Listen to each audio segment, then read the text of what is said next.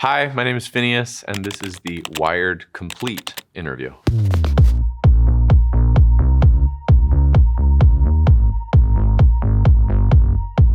These are questions from Reddit, not usually a place I look up myself on. This is from Yin Yang. Am I the only one who feels as though FINNEAS, Billie's brother, does not get enough credit, or they both should be seen as a duo? I've seen the comment before, so you're not the only one, but I disagree with you. I think that I get more credit than almost any producer deserves. I get so much credit, and it's purposefully not a duo. I think that what you think of as an artist is more than just the music that is written and recorded in a studio. It's the live performances, and it's the visual representation of that artist, and it's how they move through the world and their fashion, and those are all really entirely Billie. We sit around together making albums, and then she dreams up these great, album covers and music video ideas. And even when I used to play every show with her, she's out there commanding the room. I'm just trying not to fuck up the bass line. But yeah, I'm very happy with how it's all panned out. I'm having such a better life than I thought I would have. It's really great.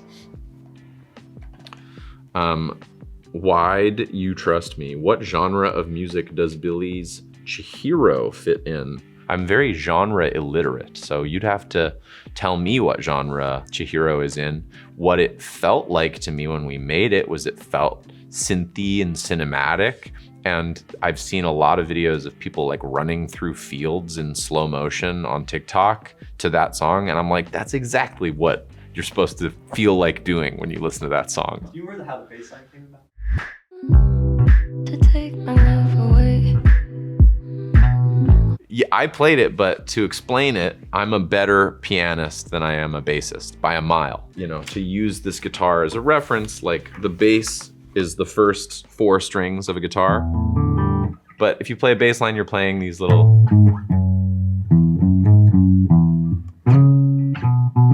And you might play a little octaves to pop it on.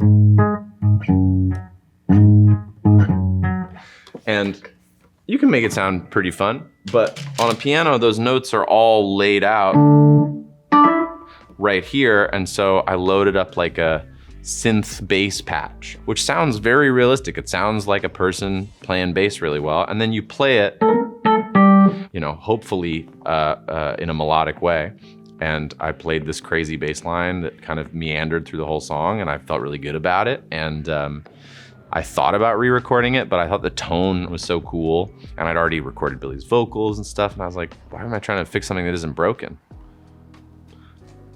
You/AwesomeAus01, do you think it is okay to use AI programs or song generators to write and produce music? I have never talked about this in an interview, I don't think, and so why not talk about it?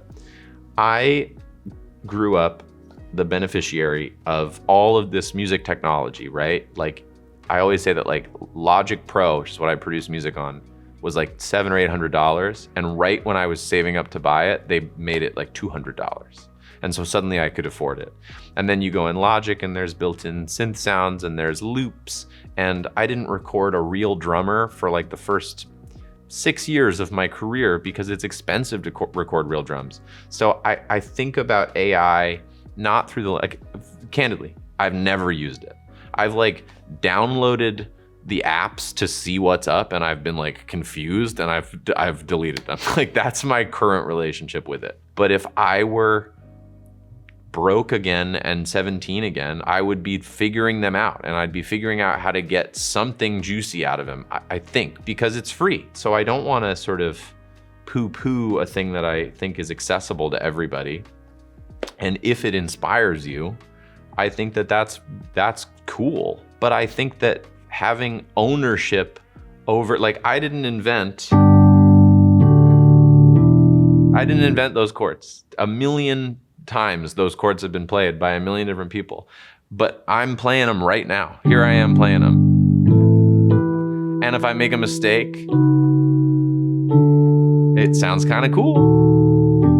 And I think that if I was relying too heavily on thinking up an idea, by the way, I'm not thinking about what I'm playing, I'm just on the keys. I know the shapes. I'm not premeditating this. And I think that the premeditation being the key ingredient to AI I'm dubious about, because I think that always having to think about what you want to hear would not inspire me, to be honest. So if you find a way for it to inspire you, that's awesome. But then do you feel like you made it? Radix69, how did Billie Eilish's Ocean Eyes accelerate her into popularity and fame? Well, funny you should ask, Reddit. Billie and I loved listening to music on SoundCloud, and we started making music, and then we started uploading it to SoundCloud. And Ocean Eyes was the third thing we uploaded to Billie's SoundCloud account. And then people started texting me the next day that it was on a blog called Hilly Dilly. And at the time, it was this very big, buzzy music blog. And Chad Hillard wrote this little thing about how much he liked Ocean Eyes. And then that was enough momentum to like draw more attention to SoundCloud. And then other people saw it from that. And then other blogs wrote articles about it and people played it on the radio and stuff. It was amazing. And I said to Chad, I finally met him and like took him out to dinner to thank him for like kind of giving us a career. And I was like, nobody even followed us on SoundCloud. How did you hear Billie's song? And he was like, somebody posted on a Reddit thread. And I was like, what Reddit thread? And he was like, I'll never reveal my secrets. And I was like, lame, but whatever. That's where Chad heard it, was some Reddit thread. So thank you, Reddit shitposter, for taking a break from whatever strange thing you were posting to be like, I like this song. It's very cool of you. Anita R. Angel is how I'm reading this. Creative folks of Reddit, what's the weirdest or most unexpected place you've ever had a creative idea hit you? I've woken up with some ideas that have all been terrible. I have some like really embarrassing, because I wake up and in my dream, the idea was fantastic. And so then I wake up and I grab my phone and I record into it and I go back to sleep and I wake up again. And I'm like, this sucks. Have you heard Paul McCartney's origins of Let It Be? I haven't heard Let It Be. I know about Scrambled Eggs. He dreamed Let It Be. He dreamed Let It Be? Maybe a little more He's high. a better songwriter than me. I heard a really good Paul McCartney story, which is my excuse to do my Paul McCartney impression, which is that a friend of mine was at a studio in LA and Paul was like in one of the rooms. And so they're all taking their lunch break. There's Paul McCartney.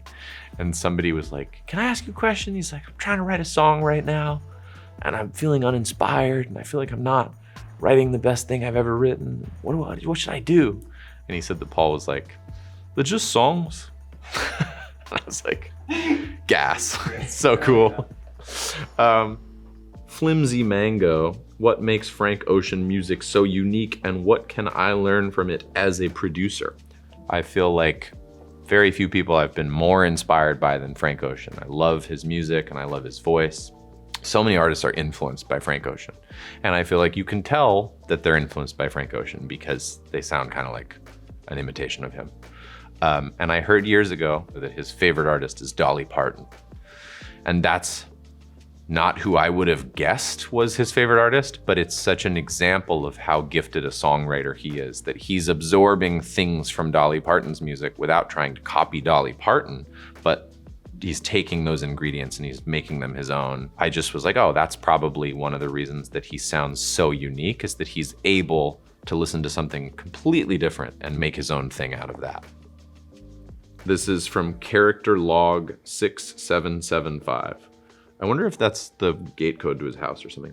What is your favorite song from newest album, for crying out loud? I wrote a song about my sister on that album. It's called Family Feud. And that was important for me to write because it was like at this sort of point in our lives where we were no longer touring together all the time. I was off on my own tours, she was on her tours. And it was really about her kind of going off into the world without me and sort of saying good luck and being like, you'll probably you'll do things you regret and make mistakes, and that's okay. Dr. Trey.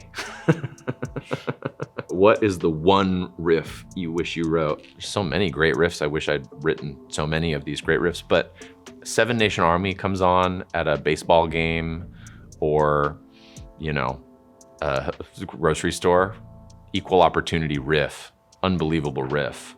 And also any riff that a crowd, especially in a place like England, just sings, that's sick. That's really cool. Singing the instrumental riff and not the vocal part, very cool. Anxious art ho. What do you think about the Pitchfork ratings? How much do you agree? Pitchfork ratings are funny because I basically am never thinking about agreeing with them. I am just looking for the tall poppy. I am just like, damn, they gave that album a 2? That's cold. And I'm kind of enjoying how mean the review is. Or I'm like, they gave that album a 9? That's ridiculous. That album's fine, but it's not a 9. And then if it's my own album, I'm like putting my fingers in my ears and closing my eyes, and I don't wanna know about it. How about this? Go look up some of your favorite albums ever on Pitchfork. Some crazy scathing reviews of the most important album of your life. And you're like, damn, okay, well then never mind. Because when you love something like that, a review is not going to make you disavow it and hate your favorite album. Let's see. Slash terrible main 3379. Who's your dream collab as a producer? Dead or alive. Very inspired by Elliott Smith's music as of late. And I actually think the recording techniques are pretty sick, even though they're very minimal. It's like very cool double-tracked vocals and like really spooky guitar tones, and I love the drum tones. So I think that what would be fun about that as a producer would be like just setting up those mics around him and experimenting and trying stuff. I don't think I'd have to do a big lift. The songs were so cool. Can you give me an example? Say Yes is so amazing. First of all, I'm obsessed with song titles. Best title for that song, Say Yes. There's so many things in that, so that song could be called The Morning After. There's so many things that song could be called, and Say Yes is like coolest title. But he has that like bridge thing. Like does a little spooky thing on the bridge. Turned around sooner or later.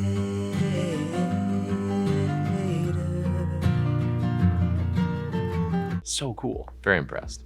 This question is from Vaso the Serb. How is the process of writing TV film music different than writing concert music? Is film music easier?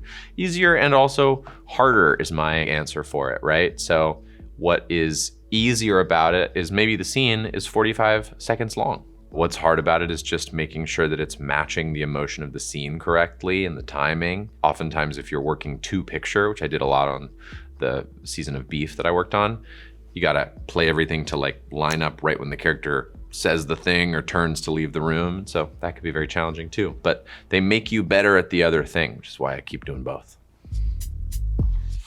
Girl in Aura, what's an album you consider a 10 out of 10 with no skips? Honestly, The Black Parade by My Chemical Romance is a no skips album for me. Yeah, I'll leave it at that. How about this? If I'm in the mood for that album, I'm in the mood for the whole thing. That was all the questions that I was allowed to answer within the time frame that I'm here, and I appreciate Wired for their time. Have a good one.